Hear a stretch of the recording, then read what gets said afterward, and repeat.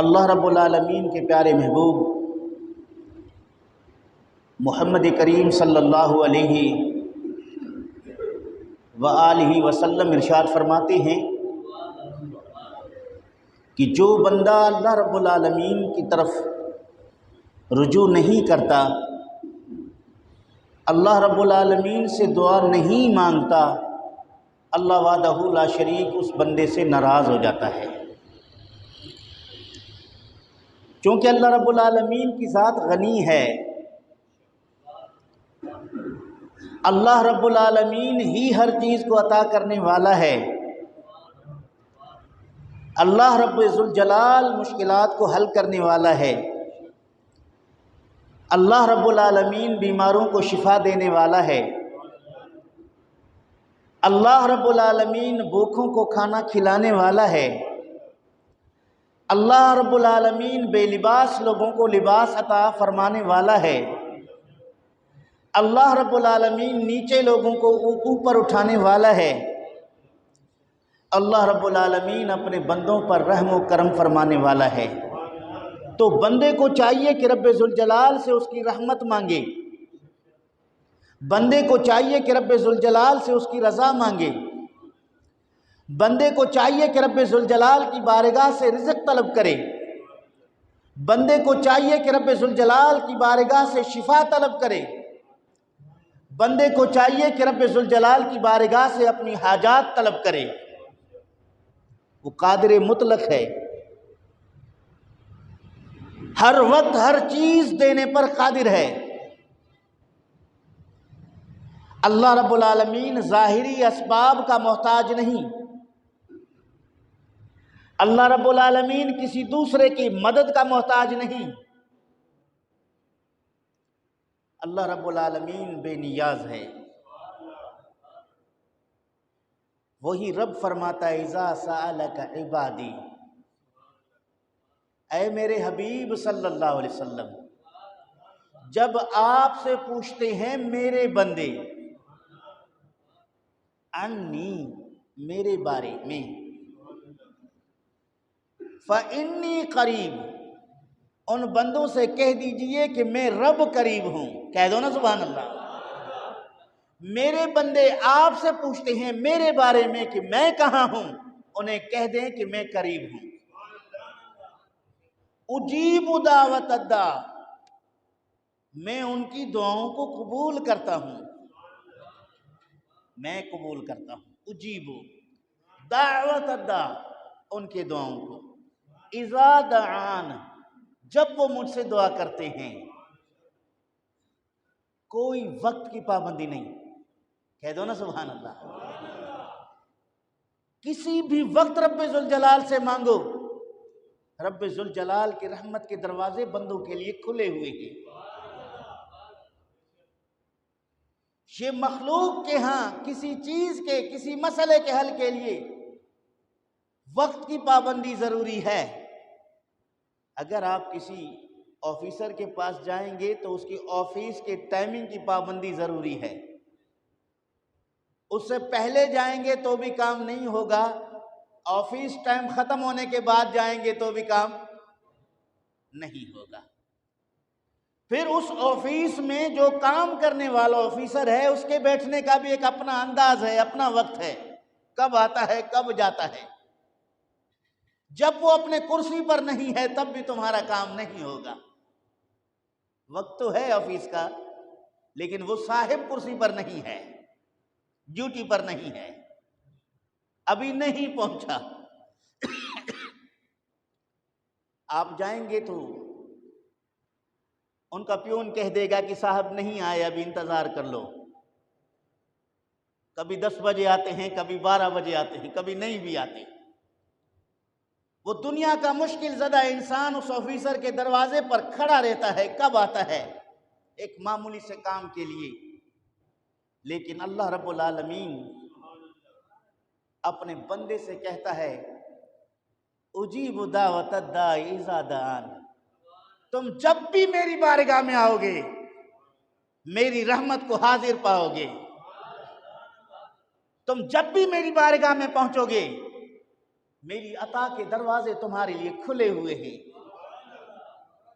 یہ نہیں کہا جاتا ہے کہ اگر دعا بیمار کے لیے کرنا ہے تو صبح فجر کے بعد کر لیں تو شفا ہے، اگر صبح میں دعا نہیں کی تو پھر شفا بھی نہیں ہے۔ یہ کوئی پابندی نہیں ہے۔ اجیب دعوت الداعی اذا دعان، جب بھی میرے بندے مجھ سے مانگتے ہیں میں اس کی دعا قبول فرما لیتا ہوں۔ رسول کریم صلی اللہ علیہ وآلہ وسلم کی بارگاہ اقدس میں اعرابی صحابہ حاضر ہوئے، ان میں سے کسی نے عرض کیا یا رسول اللہ صلی اللہ علیہ وسلم، اللہ کہاں ہے؟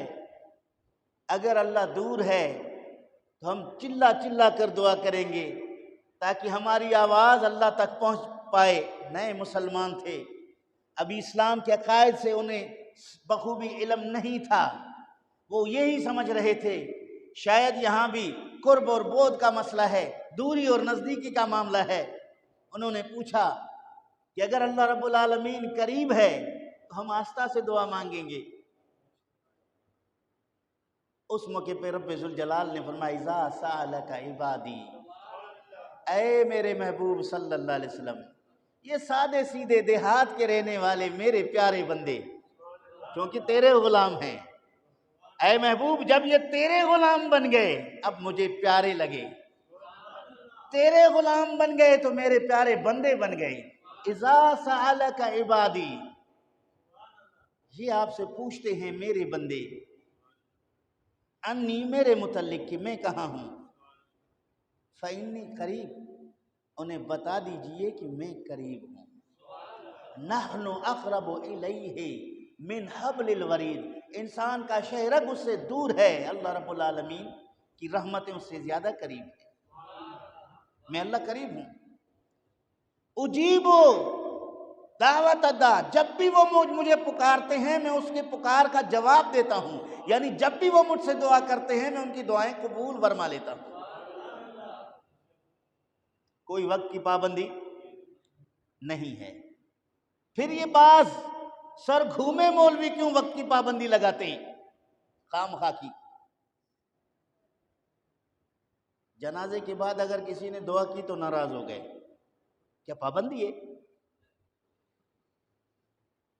اللہ نے یہ تو نہیں فرمایا اذا سالک عبادی انی فانی قریب اجیب دعوت الداعی الا بعد صلاۃ الجنازہ،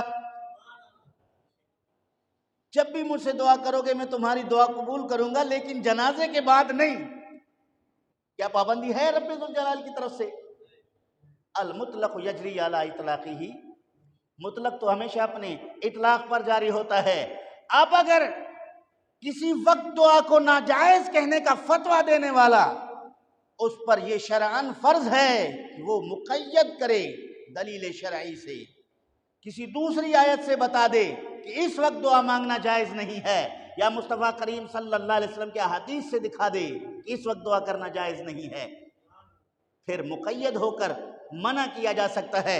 جب کوئی دلیل ممانعت کی موجود نہیں ہے، اذا دعان، یہ اذا جو ہے یہ مطلق ہے، جب بھی دعا کریں گے اللہ قبول فرماتا ہے، تو پابندی لگانے کی شرعاً اجازت ہی نہیں ہے، وہ بھی اللہ سے مانگنے کا۔ رب ذوالجلال سے جب بھی مانگو اللہ رب العالمین تمہاری دعاؤں کو قبول فرما لیتا ہے۔ فَلْيَسْتَجِيبُوا لِي،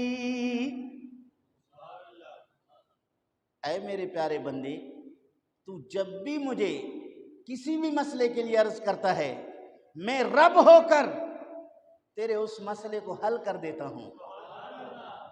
تو جب بھی مجھ سے کوئی چیز مانگتا ہے میں رب ہو کر تجھے وہ دے دیتا ہوں، یعنی تو کہتا ہے میں رب مانتا ہوں، تو جو کہتا ہے میں رب مانتا ہوں۔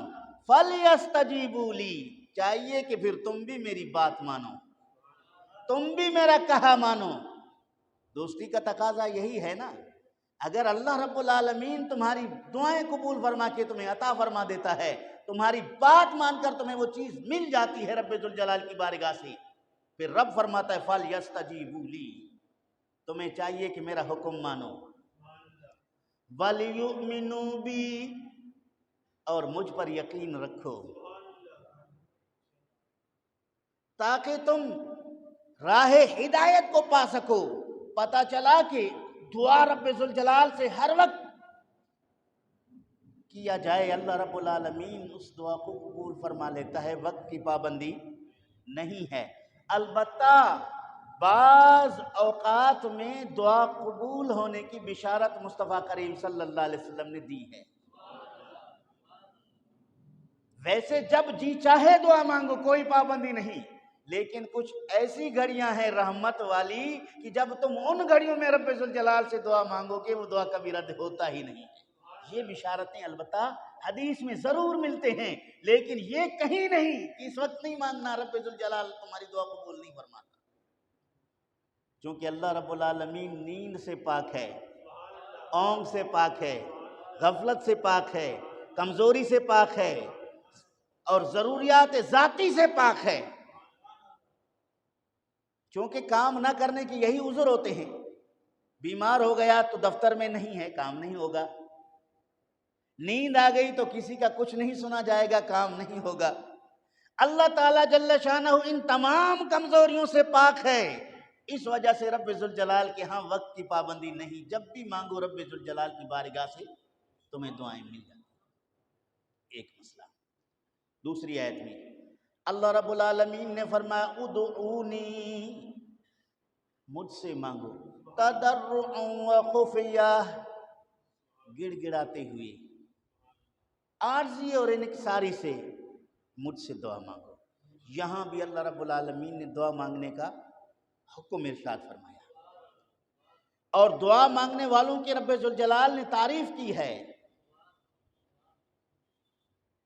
یقولون ربنا اغفر لنا ولإخواننا الذین سبقونا بالایمان، اور وہ نیک لوگ جو کہتے ہیں اے ہمارے رب ہمیں بخش فرما، وہ ہمارے لوگ نیک لوگ جو میری بارگاہ میں آ کر بخشش مانگتے ہیں، وہ کہتے ہیں اے ہمارے رب ہمیں بخش فرما، وَلِإِخْوَانِنَا الَّذِينَ سَبَقُونَا بِالْإِيمَانِ، اور ہمارے ان بھائیوں کو بھی بخش فرما جو ہم سے پہلے ایمان کی دولت لے کر دنیا سے گزر گئے۔ قرآن مجید 28واں پارہ سورۃ الحشر، یہاں سے پتہ چلا کہ دعا ایک ایسی چیز ہے جو زندہ کے لیے بھی مفید ہے، مردہ کے لیے بھی مفید ہے، بلڈنگ محلات میں رہنے والے کے لیے مفید ہے، قبر میں سونے والے کے لیے بھی مفید ہے۔ رد نہیں کیا، اے اللہ ہمیں بخش فرما، چونکہ ہم گھروں میں رہتے ہیں، اور ہمارے ان بھائیوں کو بخش فرما جو اپنے قبروں میں جا چکے ہیں۔ یہ قرآن ہے۔ اس سے ایک مسئلہ یہ ثابت ہو گیا کہ ایک مسلمان کا سب سے اچھا کام یہ ہے کہ وہ اپنے دوسرے مسلمان کے لیے بخشش کی دعا مانگے، خواہ وہ زندہ ہے یا وفات شدہ۔ زندوں کے لیے دعا مانگے، مردوں کے لیے، دونوں کے لیے مانگنا قرآن کریم کے اس نص آیت سے ثابت ہو گیا۔ صحابہ کرام کے بعد تابعین آئے، انہوں نے دعائیں کی اپنے لیے، صحابہ کے لیے بھی کی۔ اس کے بعد تبع تابعین آئے، انہوں نے دعا کی اپنے لیے بھی، تابعین تبع تابعین صحابہ کے لیے بھی۔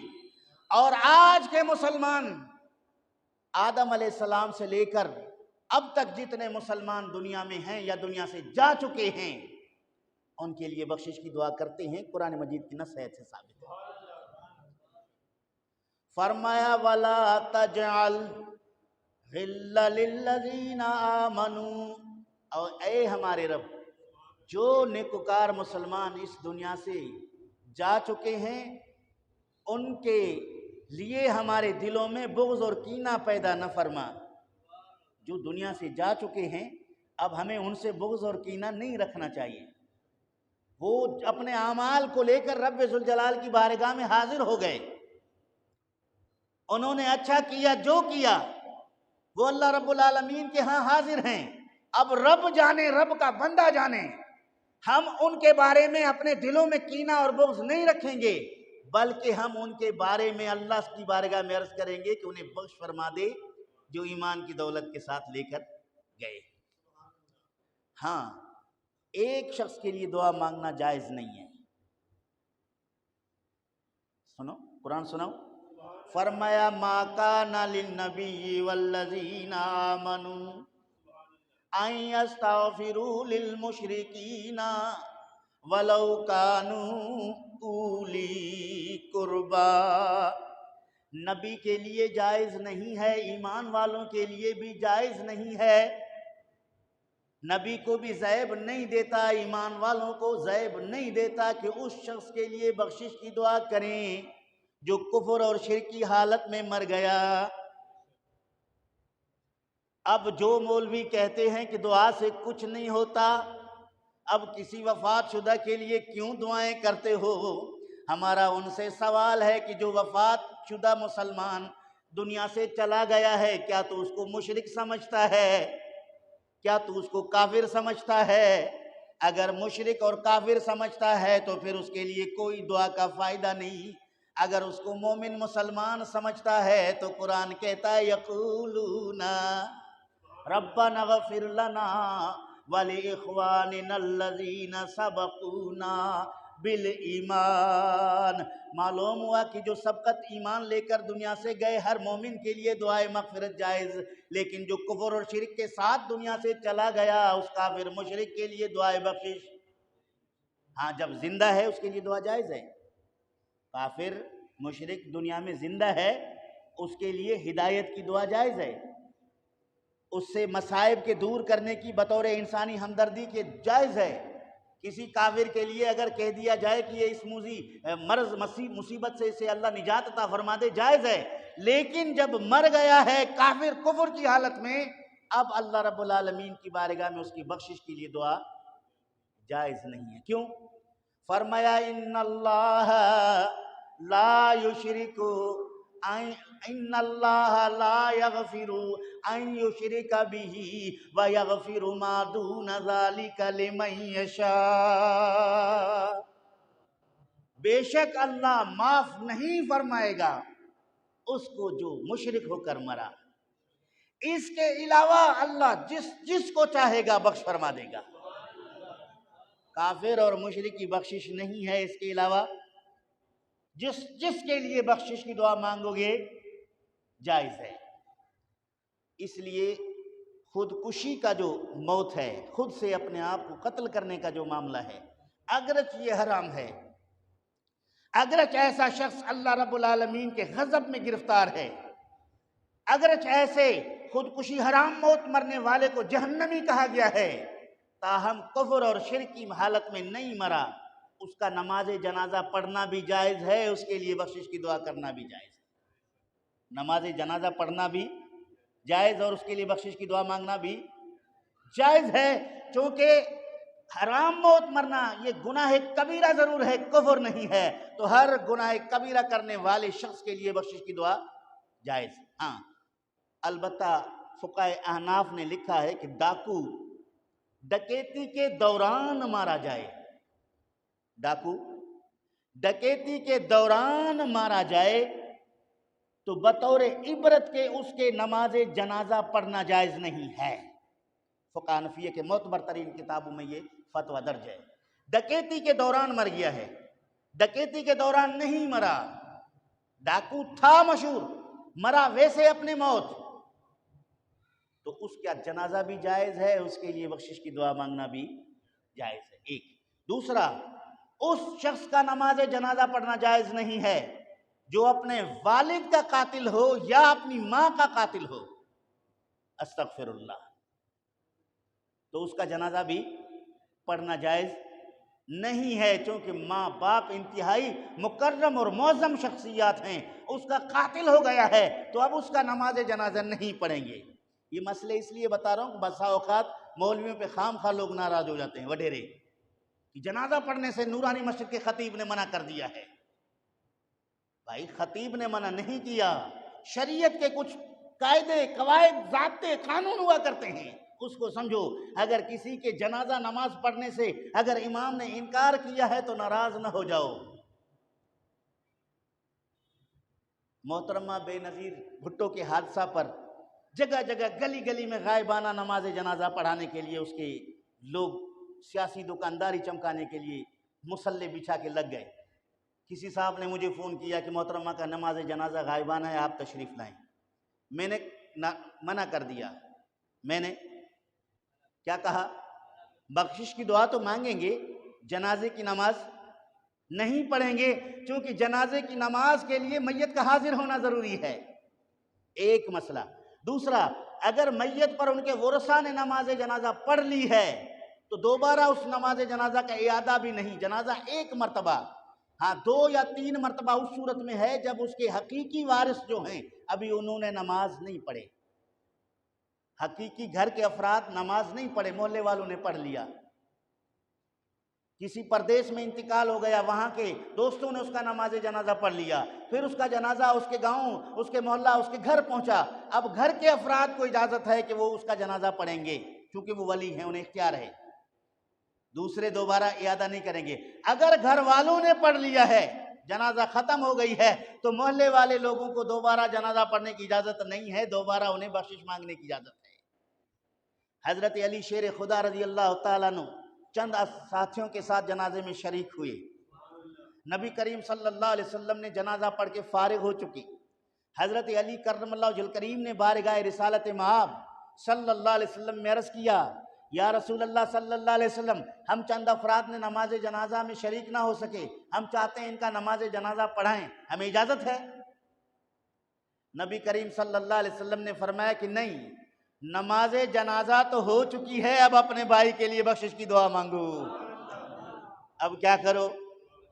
اپنے بھائی کے لیے بخشش کی دعا مانگو۔ پتہ چلا کہ جب وارث پڑھ جائیں نماز جنازہ، اس کے بعد والے بخشش کی دعا مانگیں گے، جنازے کو نہیں لوٹائیں گے۔ لیکن یہ سیاسی دکانداری چمکانے والے لوگوں کو کون سمجھائے، جن کو سمت قبلہ کا پتہ نہیں ہے، وہ علماء سے ناراض ہو جاتے ہیں اور تنقید کر کے بڑی رکاوٹیں اور مشکلات پیدا کرنے پر جری ہو جاتے ہیں۔ انہیں چاہیے کہ خدا کا خوف کریں، یہ منبر رسول ہے، شریعت کے تقاضے اور قانون ہیں۔ ہاں اگر کسی غیر مقلد کے ہاں نماز جنازہ غائبانہ پڑھنا جائز ہے تو کسی اہل حدیث سے پڑھا دو۔ ہم سنی حنفی مسلمان ہیں، ہم کبھی بھی حنفیت کے ساتھ غداری نہیں کریں گے، ہمارا اپنا ایک نظریہ ہے، ایک قواعد اور ضابطہ ہے، ہم اس کی خلاف ورزی نہیں کریں گے۔ اگر ہم اس کی خلاف ورزی کریں گے، اس کی 2 صورتیں، ایک تو جاہل ہونا ثابت ہو گیا کہ وہ عالم جاہل ہے، اسے پتہ ہی نہیں مسئلے کا، آگے بڑھ گیا۔ دوسرا، یا تو وہ دنیا کا لالچی ہے، اس لیے کسی وڈیرے سردار کی بات مان لی، غیر شرعی کام کر لیا تاکہ کچھ نہ کچھ اس سے نذرانہ ملے۔ تیسرا، یا اس سے وہ ڈرتا اور خوف زدہ ہے، اگر وہ جنازہ نہیں پڑے گا اسے تکلیف دی جائے گی۔ ایسی صورتوں میں اگر 2-4 جگہوں پہ پڑھا گیا ہے، اس کا ذمہ دار فقہ حنفیہ نہیں ہے۔ ہم منبر رسول پر بیٹھ کر ڈنکے کی بات کرتے ہیں، دنیا خوش ہو یا ناراض، ہم نے تو دین کی باتیں سنانی ہیں۔ دنیا کے خوش ہونے سے یا ناراض ہونے سے ہمیں کوئی سروکار نہیں ہے، تو لہٰذا ہم نے انہیں منع کر دیا کہ بخشش کی دعا تو ہم کر چکے ہیں اپنی مسجد میں، کرتے رہیں گے ایک مسلمان ہونے کی حیثیت سے، لیکن نماز جنازہ کی تکرار شریعت میں جائز نہیں ہے۔ ہمارے اکابرین نے اس پر مستقل کتابیں لکھی ہیں، ہم اپنے اکابرین کے ساتھ غداری نہیں کریں گے، ہم فقہ حنفیہ کے معاملات میں مخالفت کا راستہ نہیں اختیار کریں گے، ہم وہی بات کریں گے جو فقہ حنفی کے معتبر ترین علماء نے کی ہے، کیونکہ ہمارا ایک امام ہے، ہم تقلید کرتے ہیں، مقلد ہیں، حضرت امام اعظم ابو حنیفہ نعمان ابن ثابت رحمۃ اللہ علیہ کا۔ ایک مسئلہ۔ دوسرا، نبی کریم صلی اللہ تعالی علیہ وآلہ وسلم کو اپنی امت سے بڑی محبت ہے، بڑی محبت ہے۔ رسول اکرم صلی اللہ علیہ وآلہ وسلم نے کسی جگہ اپنی امت کے بھلائی کو فراموش نہیں کیا، ان کے لیے دعائیں کی۔ مشکات المصابی سے پڑھ رہا ہوں، درود شریف پڑھیے تو عرض کروں۔ اللہم صلی علی سیدنا و مولانا محمد و آلہ و اصحابہ و بارک وسلم۔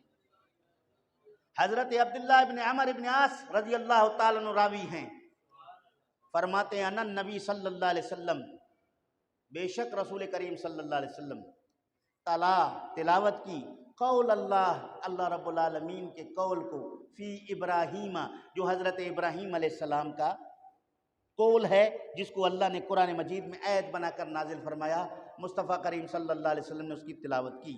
اس سے پہلے میں آپ سے عرض کروں کہ جامع مسجد نورانی، مرکز اہل سنت، جشن عید میلاد النبی صلی اللہ علیہ وسلم کے لیے مسجد شریف کے رنگ روغن کا کام شروع ہے، کچھ اوپر چھت پہ تعمیراتی کام تھا۔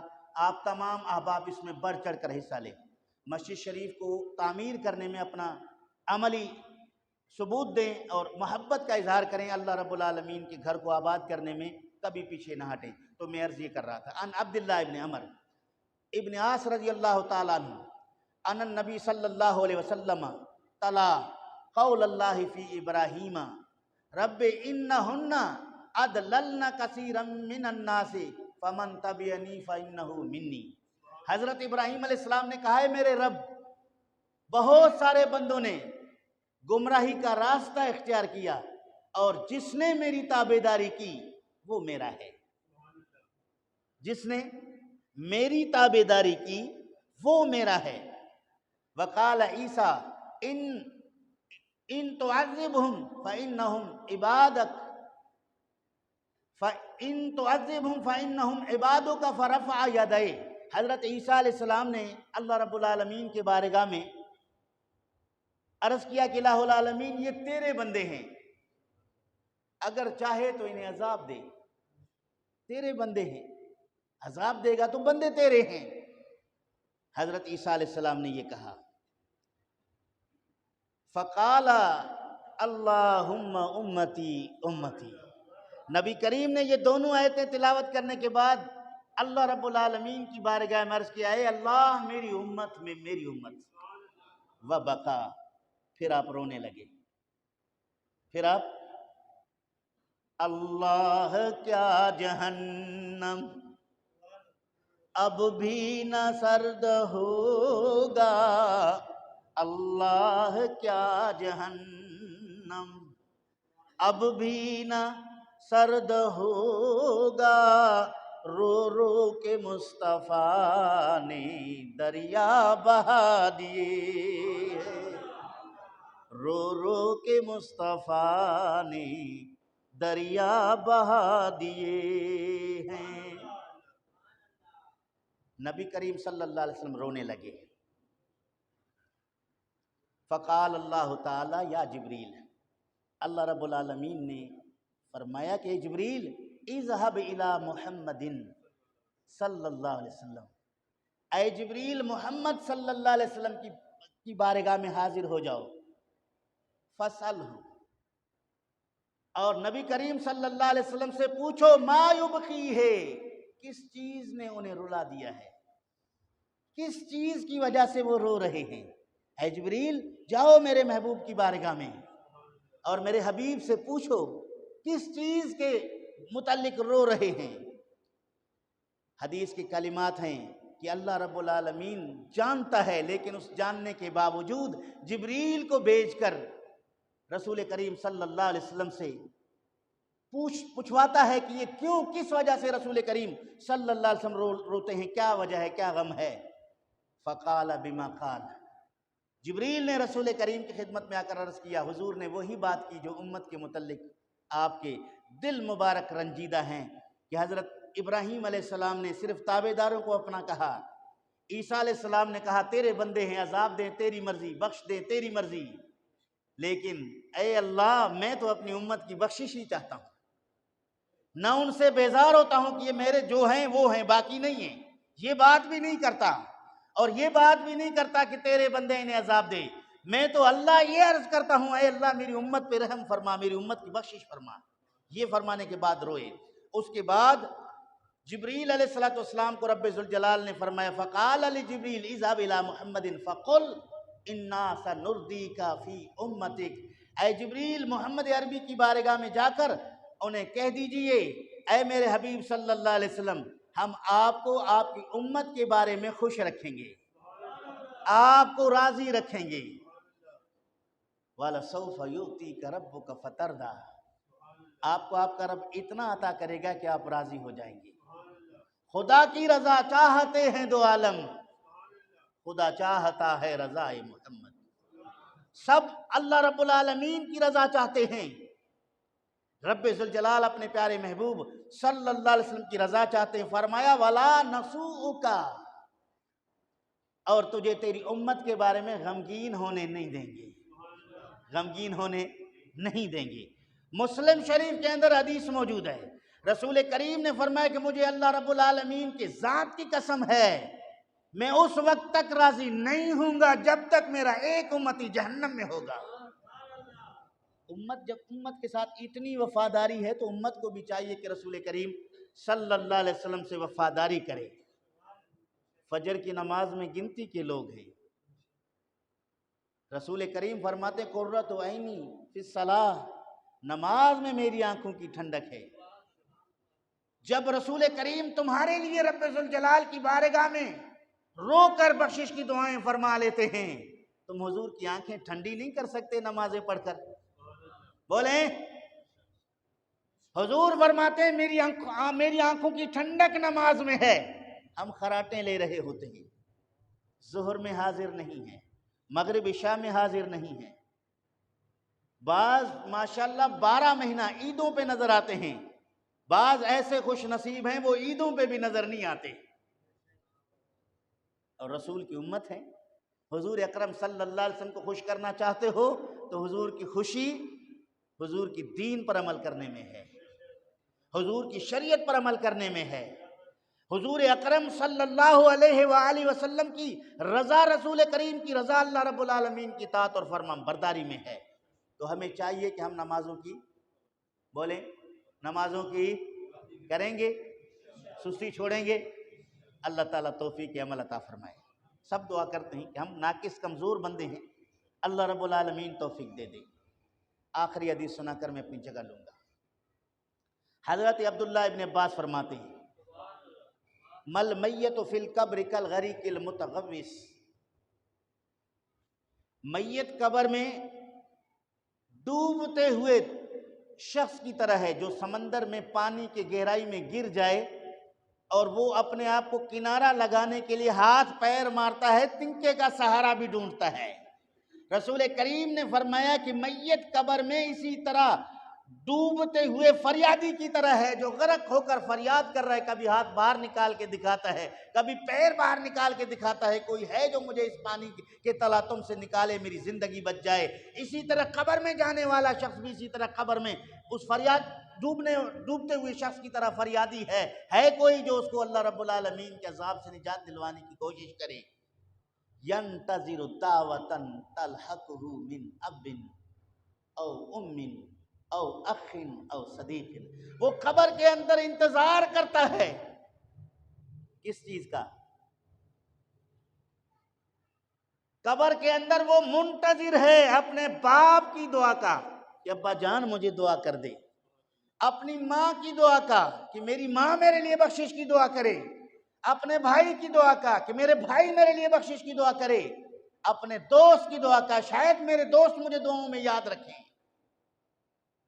پتہ چلا کہ یہ دعاؤں کا سلسلہ رسول کریم صلی اللہ علیہ وسلم کے فرمان سے ثابت ہے، مصطفیٰ کریم صلی اللہ علیہ وآلہ وسلم کا یہ فرمان ہے کہ اپنے وفات شدہ لوگوں کو جو قبروں میں ہے وہ ڈوبتے ہوئے فریادی کی طرح ہیں، وہ تمہاری دعاؤں کے انتظار میں ہیں، تم انہیں اپنی دعاؤں میں، بخشش کی دعاؤں میں یاد رکھو۔ پھر کیا ہوگا؟ فَإِذَا لَحِقَتْهُ كَانَ أَحَبَّ إِلَيْهِ مِنَ الدُّنْيَا وَمَا فِيهَا، جب کوئی دنیا والوں میں سے، کسی رشتہ داروں میں سے، عزیز اقارب میں سے، دوست احباب میں سے انہیں دعا کرتا ہے، ان کے لیے بخشش کی دعا مانگتا ہے، جب وہ دعا کا اجر و ثواب اسے پہنچتا ہے وہ اتنا خوش ہوتا ہے، اتنا خوش ہوتا ہے گویا کہ آسمان اور زمین اور اس کے اندر جتنی چیزیں ہیں وہ سب اس کو مل گئی ہیں۔ آسمان اور زمین کی ساری چیزوں کو ایک طرف رکھو، قبر والے کے لیے بخشش کی دعا کرو، وہ اس سے زیادہ خوش ہوتا ہے۔ اس کے بعد فرمایا کہ لا يدخل على اہل القبور من دعاء اہل الارض امثال الجبال، اللہ کے محبوب نے فرمایا کہ اللہ تعالیٰ جل شانہ قبر والوں کو جنت میں داخل فرما دیتا ہے زمین پر رہنے والے لوگوں کی بخشش کی دعاؤں سے۔ اپنے عزیز و اقارب کو دعاؤں میں یاد رکھیں گے؟ تمام سے کر رہا ہوں، یہ میرا معمول ہے، میں نے کبھی ظاہر نہیں کیا، آج میں بتا رہا ہوں، یہ میرا معمول ہے کہ فجر نماز کے بعد ایک مختصر سا ختم پڑھ کر بخشش کی دعائیں تمام کے لیے، جو ہمارے عزیز و اقارب ہیں، اہل مولا ہیں، مقتدی ہیں، دوست احباب ہیں، سب کو یاد کیا جاتا ہے، دعا کریں کہ اللہ ہماری دعاؤں کو قبول فرمائے۔ یہ معمول ہے حضور پاک کی بارگاہ اقدس میں حجیہ کرنے کے بعد تمام مسلمانوں کے ارواح کو ثواب پہنچانے کی نیت سے دعا کی جاتی ہے، تو آپ بھی اس کو معمول بنا لیں۔ نماز پڑھ کے اپنے لیے دعا فرماتے ہیں، آپ یہ نہیں کہہ سکتے اللہم اغفر لوالدینا ولی اقربائنا، اے اللہ ہمارے والدین کو بخش فرما، ہمارے رشتہ داروں کو بخش فرما، ولی احبابنا ہمارے دوستوں کو بخش فرما، ولی ازواجنا ہماری بیویوں کو بخش فرما، وذریاتنا ہماری اولاد کو بخش فرما، اردو میں کہہ دے۔ اللہ رب العالمین تمہاری اس دعا کو قبول فرما کر اگر کسی قبر میں جانے والے شخص کی مغفرت ہو جائے اور اسے جنت مل جائے، پھر مصطفیٰ کریم صلی اللہ علیہ وسلم فرماتے ہیں کہ جن کے لیے دعائیں آپ کرتے ہو ان تمام کو اس دعا کا اجر و ثواب ملتا ہے، اور پھر ان کی برکت سے جتنے لوگوں کو آپ نے دعاؤں میں شامل کیا ہے ان تمام کے برابر تمہیں اجر و ثواب ملتا ہے۔